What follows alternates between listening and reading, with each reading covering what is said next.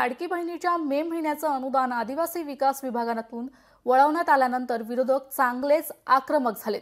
शरद पवार पक्षाचे लक्ष्मण ढोबळे आक्रमक झालेत। अनुसूचित जाती जमातीच्या 29 आमदारांवर मुख्यमंत्री देवेंद्र फडणवीस आणि उपमुख्यमंत्री अजित पवार यांनी दबाव आणल्याचा आरोप ढोबळेंनी केलाय। त्याचबरोबर निधी वळवणाऱ्या मंत्र्यांना स्थानिक स्वराज्य संस्थेच्या निवडणुकीत आढावा करा असं आवाहनही त्यांनी यावेळी केलंय।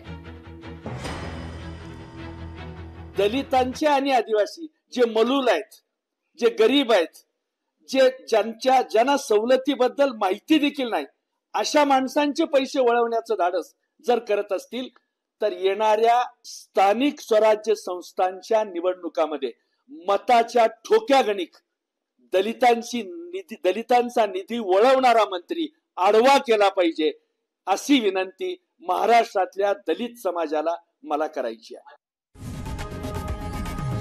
लोकशाही मराठी ऐका, पहा, जागरूक रहा।